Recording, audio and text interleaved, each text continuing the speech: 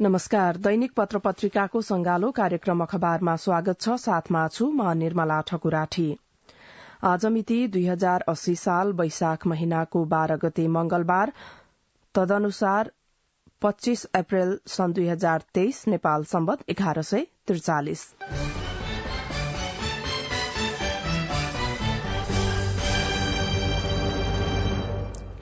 कार्यक्रम अखबारमा पहिलो समाचार लिँदैछौ गोर्खापत्रबाट। शीर्ष नेताहरूबीच सहमति, टीआरसी विधेयक विशेष समितिमा शीर्षक र उपशीर्षकमा रहेको समाचार छ। गोर्खापत्रले मुख्य खबर बनाएको छ।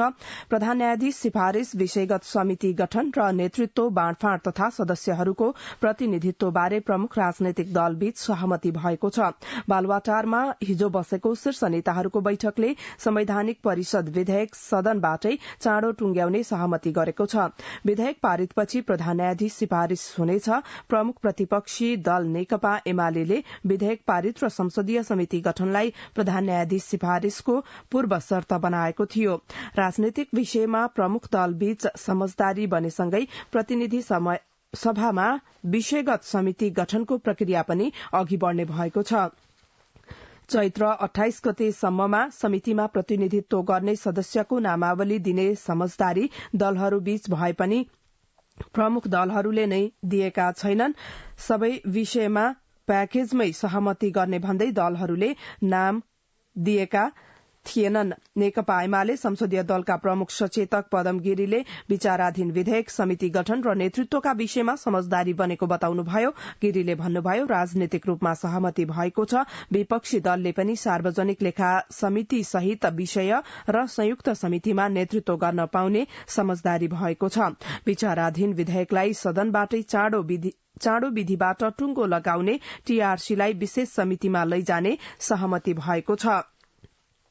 टीआरसी विशेष समितिमा उपशीर्षकमा गोर्खापत्र अगाडि लेख्छ, प्रतिनिधि सभामा विचाराधीन रहेको बेपत्ता पारिएको व्यक्तिको छानबिन, सत्य निरूपण तथा मेलमिलाप आयोग ऐन संशोधन विधेयक विशेष समितिमा लैजाने दलहरूबीच सहमति भएको छ।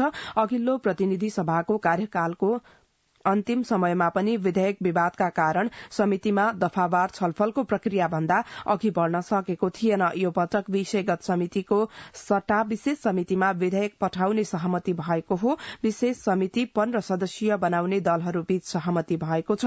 दलहरूको सीट संख्याका आधारमा समितिमा प्रतिनिधित्व हुनेछ। शीर्ष नेताहरूबीच सहमति, टीआरसी विधेयक विशेष समितिमा गोर्खापत्रको मुख्य समाचार हो। यो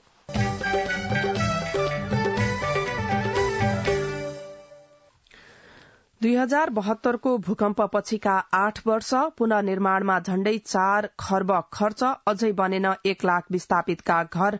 यो नयाँ पत्रिकाको मुख्य समाचारको शीर्षक हो। 12 वैशाख 2072 को विनाशकारी भूकम्पपछिको पुनर्निर्माणमा झण्डै 4 खर्ब रूपैयाँ सकिएको छ, तर अझै 1 लाख विस्थापितका घर पुनर्निर्माण हुन बाँकी छन्। सिंहदरबार र धरहरा जस्ता ऐतिहासिक संरचनाका पुनर्निर्माण पनि अपुरै छन्। 9 पुस 2078 मा राष्ट्रिय पुनर्निर्माण प्राधिकरण विघटनपछि निजी आवास, सरकारी भवन तथा अस्पताल, शहरी विकास तथा भवन विभाग अन्तर्गतको केन्द्रीय योजना कार्यान्वयन एकाइले गर्दै आएको छ। एकाइको तथ्याङ्क अनुसार भूकम्पबाट विस्थापित घर परिवार मध्ये 8,32,582 लाभग्राहीसँग आवास निर्माणका लागि अनुदान सम्झौता भएको थियो। त्यसमध्ये 7,33,214 लाभग्राहीले मात्रै सम्झौता अनुसार निजी आवास निर्माण सके। 79,256 लाभग्राहीले भूकम्पमा ध्वस्त भवन निर्माण गर्नै सकेनन्। ऐतिहासिक संरचनाको पुनर्निर्माण अझै अपुरै उपशीर्षक दिँदै नयाँ पत्रिका अगाडि लेख्छ, 2072 को भूकम्पले धरहरा, सिंहदरबार, बबरमहल स्थित महालेखा परीक्षकको कार्यालय, केशर महल, बाल मन्दिर, राष्ट्रपति कार्यालय, त्रिचन्द्र कलेज, बालुवाटार र थापाथली स्थित नेपाल राष्ट्रको कार्यालय लगायतका ऐतिहासिक भवन पनि भत्कायो। यी भवन पुनर्निर्माणका लागि बजेट विनियोजन भयो, ठेक्का सम्झौता पनि भयो, तर पुनर्निर्माणको काम सुस्त छ। 8 वर्ष बित्दा पनि सम्पन्न हुन सकेको छैन। 3 अर्ब 48 करोड़ 16 लाख 91 हजार लागतमा निर्माणाधीन धरहराको काम हालसम्म 81% सकिएको छ। यस अवधिमा ठेकेदार कम्पनीले 4 पटक म्याद थप गरिसकेको छ। त्यस्तै सिंहदरबार रेट्रोफिटिङका लागि 55 करोड़ 79,17,000 बजेट विनियोजन गरियो। 17 असोज 2076 मा सम्झौता पनि भयो। सम्झौता अनुसार 27 असोज 2078 मै काम सकिनुपर्ने थियो, तर अझै 14% काम बाँकी छ। 117 पुरातात्विक संरचनाको निर्माण नै शुरू भएन। अर्को उपशीर्षक छ भूकम्पमा पुरातात्विक महत्वका संरचना पनि ध्वस्त भए, जसमध्ये 920 संरचना निर्माणको जिम्मा पुरातत्व विभागलाई आयो। विगत 8 वर्षमा विभागले 5 अर्ब रूपियाँ भन्दा बढ़ी खर्च गरिसकेको छ, तर अझै 117 संरचना निर्माण हुन बाँकी छन्। विभागका अनुसार यस अवधिमा 703 संरचना भने पुननिर्माण भएका छन्। 100 संरचना निर्माणाधीन छन्, बाँकी 117 संरचनाको निर्माण नै शुरू गरिएको छैन। विभागका प्रवक्ता रामबहादुर कुँवरले भूकम्पपछि पुरातात्विक सम्पदा पुननिर्माणमा 5 अर्ब भन्दा धेरै खर्च भइसकेको र अझै 3 अर्ब लाग्ने बताउनुभयो।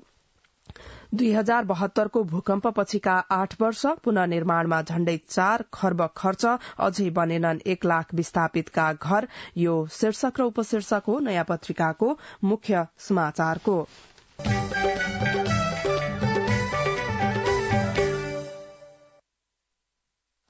कहाँ जाम भयो पैसा शीर्षक दिँदै अन्नपूर्णले मुख्य समाचार छापेको छ। मुलुकमा अहिले आर्थिक मन्दीको चर्चा छ। नगद प्रवाह हुन सकेको छैन।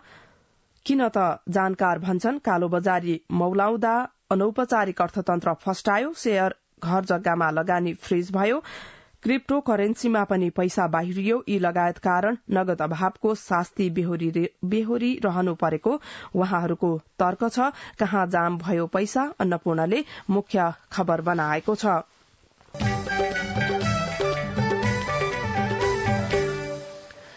प्रेसलाई अंकुश लगाउने गरी कुनै ऐन नियम बनाइने छैन। प्रधानमन्त्रीको भनाईलाई नागरिकले मुख्य खबर बनाएको छ।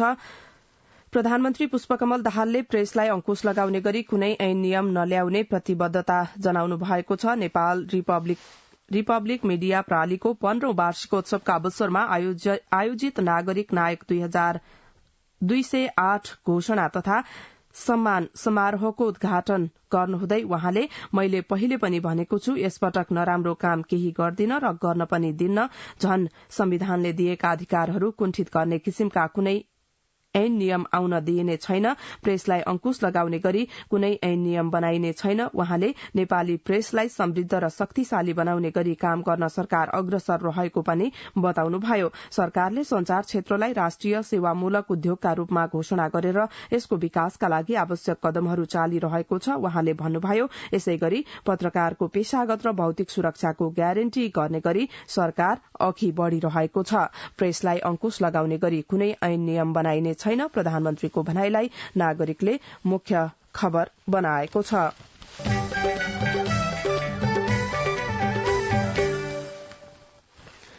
टर्यो ठूलो दुर्घटना गोरखापत्रले अग्रपृष्ठमा प्राथमिकताका साथ समाचार बनाएको छ।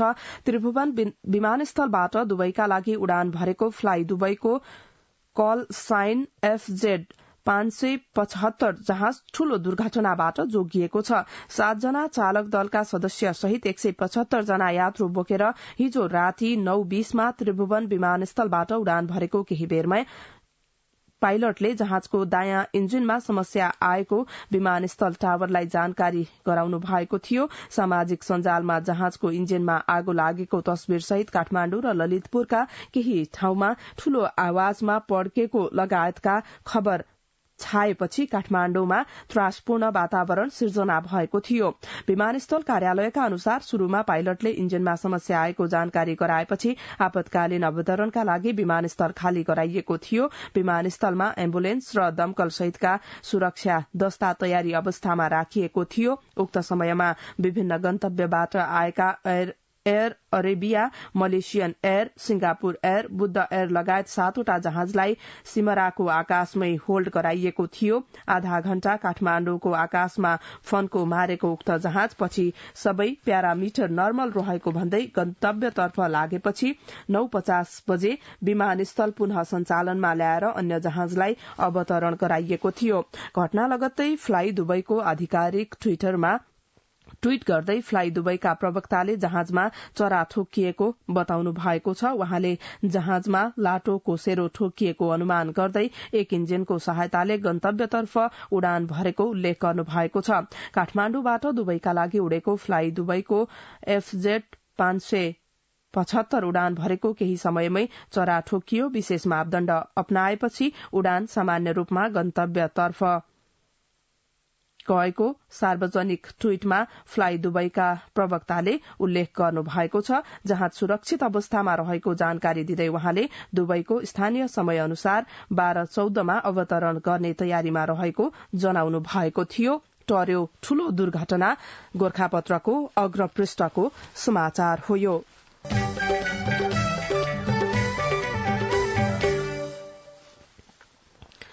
$28 करोड़ का मोबाइल भ्यान बेवारिसे उपभोक्ता गुणस्तरहीन वस्तु खान बाध्य कारोबारको मुख्य समाचार हो यो। सरकारको खाद्य स्वच्छताका लागि बजार अनुगमनलाई प्रभावकारी बनाउने नाममा 28 करोड़ रूपियाँ खर्चेर 4वटा मोबाइल भ्यान खरिद गरेको 5 वर्ष भएको छ। खाद्यान्नको गुणस्तर परीक्षणका लागि दैनिक रूपमा बजारमा घुम्नु पर्ने यी मोबाइल भ्यान अहिले खाद्य प्रविधि तथा गुण नियन्त्रण विभागको परिसरमा थन्किएका छन्। त्यो पनि 1-2 दिन वा महिना होइन, पुरै 4 वर्ष।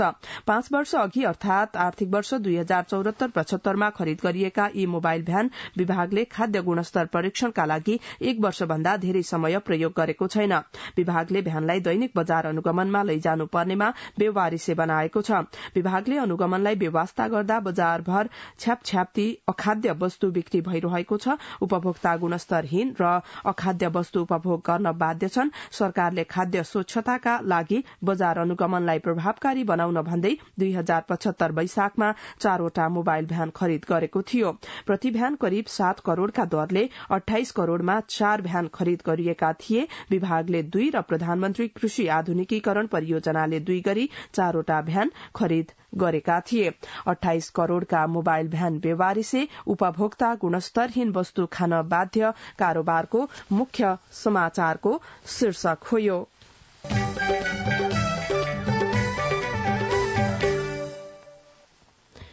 गण्डकीमा सरकार गठन पेचिलो, यो शीर्षक हो राजधानीको अग्रपृष्ठको।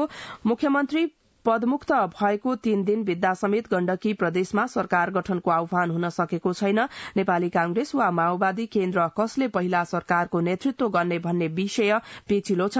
उता प्रदेश प्रमुख पृथ्वीमान गुरूङ कानूनविद तथा दलसँगको परामर्शमा केन्द्रित हुनुहुन्छ। गठबन्धनकै दल माओवादीले नेपालको संविधानको धारा 168(3) बमोजिम सरकार गठनको आह्वान भए समर्थन दिन नसकिने चेतावनी दिएको छ। उसको माग सर्वोच्च अदालतको नजिर बमोजिम गण्डकीमा नेपालको संविधानको धारा 168(2) बमोजिम नै सरकार गठन हुनुपर्छ भन्ने छ। माओवादी संसदीय दलका नेता हरिबहादुर चुमानले भन्नुभयो, प्रदेश प्रमुख संविधानको धारा 168(2) बमोजिम सरकार गठनको आह्वान गर्नुपर्छ।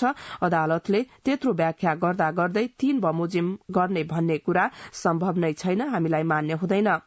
वहाँ संविधानको धारा 168(2) बमोजिम नै सरकार गठनको आह्वान गरी कांग्रेस नेतृत्वको सरकार बनाउन खोजे त्यो विधि विपरीत हुने जिकिर गर्नुहुन्छ अनि तपाईले विश्वासको मत दिनुहुन्छ भन्ने जिज्ञासामा माओवादी संसदीय दलका नेता चुमानले सीधा उत्तर दिनुभयो, त्यस्तो भयो भने कसको सहमति हुन्छ र?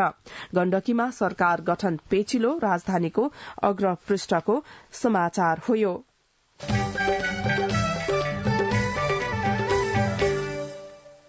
रेडियो नेपालबाट सुन्दै हुनुहुन्छ कार्यक्रम अखबार। अब केही बेर विज्ञापन र सन्देश।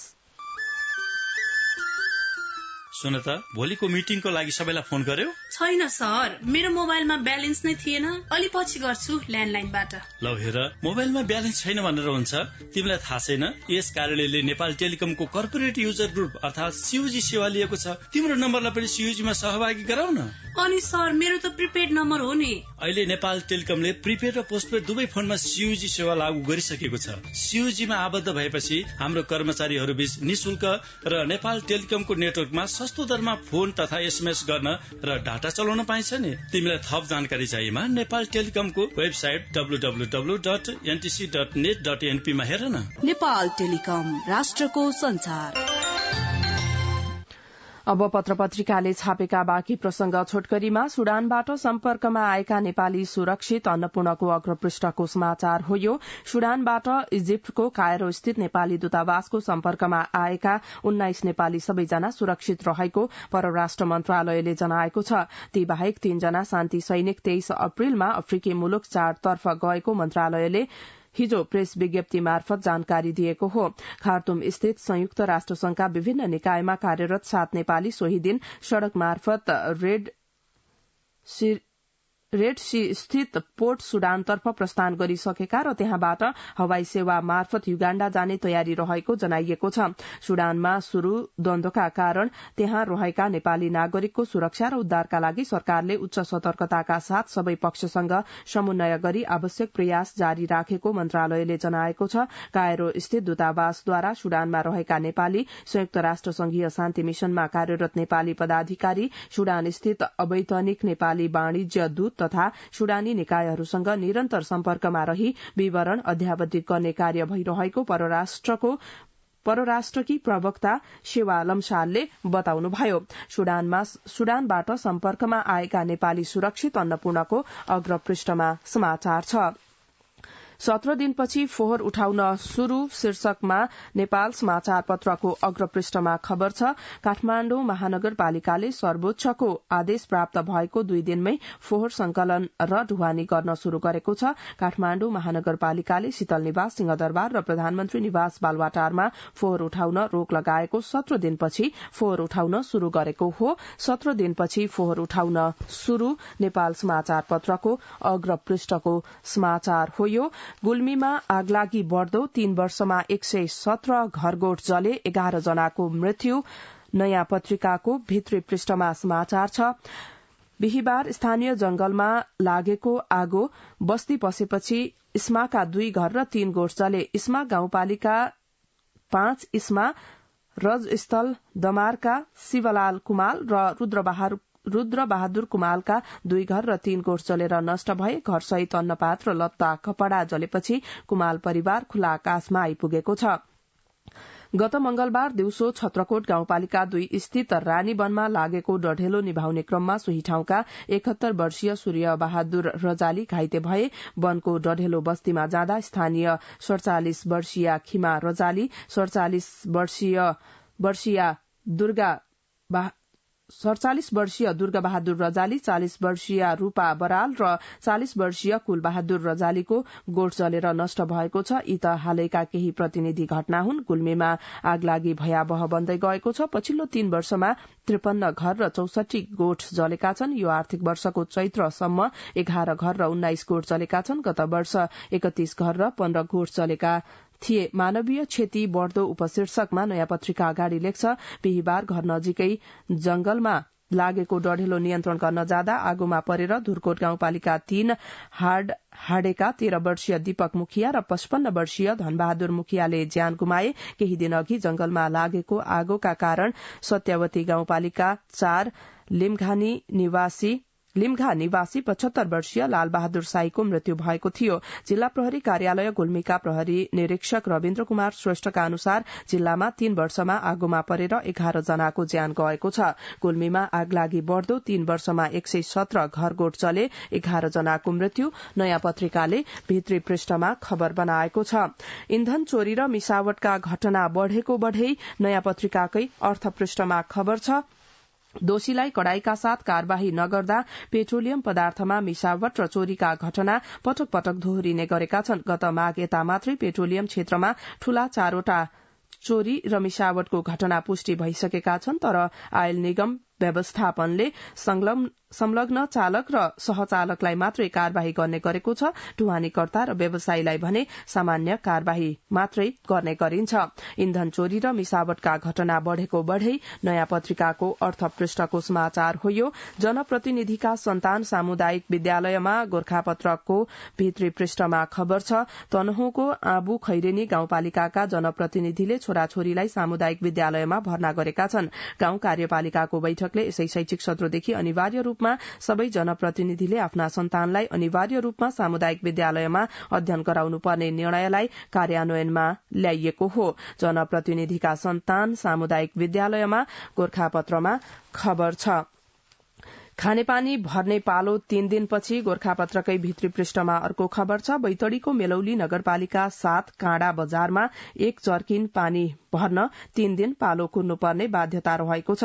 धारामा पानी भर्न राखेको 40 लिटरको जर्किन भर्न 3 दिन पालो कुर्नु परेको स्थानीय उपभोक्ता भोजराज भट्टले बताउनुभयो। खानेपानी भर्ने पालो 3 दिनपछि गोरखापत्रको भित्री पृष्ठको खबर हो यो। विपद व्यवस्थापनमा लगानी बढ़ाइने शीर्षकमा अन्नपूर्णको भित्री पृष्ठमा समाचार छापिएको छ। सरकारले प्राकृतिक रूपमा आइपर्ने विपद व्यवस्थापनमा लगानी बढ़ाउने तयारी गरेको छ। उप प्रधानमन्त्री तथा गृहमन्त्री नारायण काजी श्रेष्ठले विपद व्यवस्थापनका असर कम गर्न लगानी प्रवर्धनका लागि जोड़ दिनुपर्ने बताउनुभयो। विपद व्यवस्थापनमा लगानी बढ़ाइने अन्नपूर्णको भित्री पृष्ठको समाचार हो यो। बढ़्यो निष्क्रिय कर्जा अन्नपूर्णको अर्थ पृष्ठमा खबर छ। तेस्रो त्रैमाससम्ममा वाणिज्य बैंकहरूको कर्जा ब्याज र सावा असुली कम हुँदा नाफा प्रभावित बन्न थालेको छ। कर्जा असुली नियमित उठ्न नसकेकाले पनि बैंकहरूको नाफा तुलनात्मक रूपमा अपेक्षा अनुसार बढ़न सकेको छैन। बैंकरका अनुसार निष्क्रिय कर्जा बढ़दा बैंकहरूको नाफा उत्साहजनक रूपमा वृद्धि हुन सकेको छैन। बढ़्यो निष्क्रिय कर्जा अन्नपूर्णको अर्थ पृष्ठको समाचार हो यो।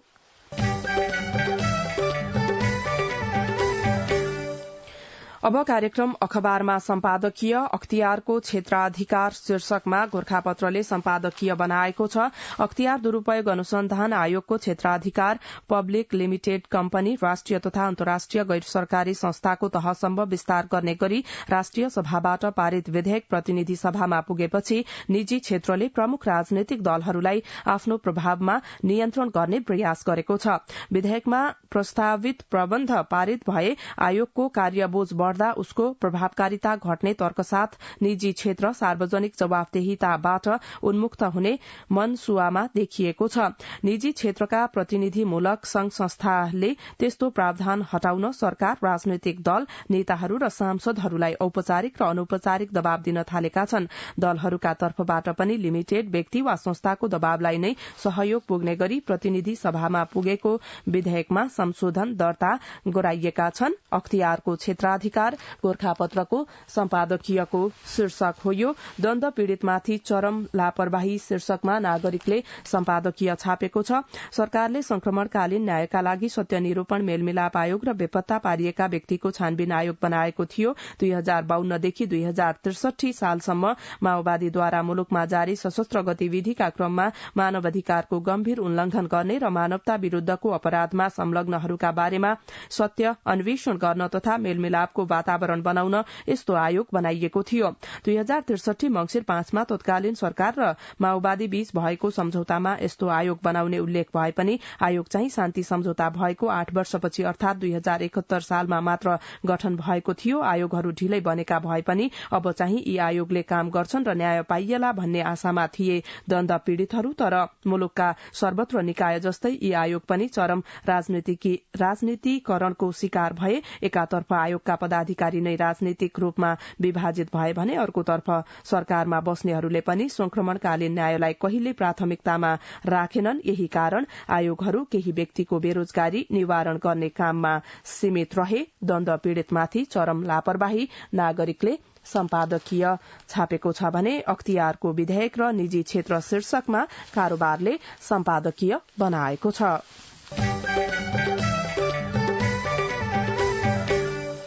यो सँगै कार्यक्रम अखबारको निर्धारित समय सकियो। प्रविधिमा शंकर भण्डारीलाई धन्यवाद। यसपछि कार्यक्रम अन्तर संवाद सुन्न सक्नुहुनेछ। हवस् त, नमस्कार।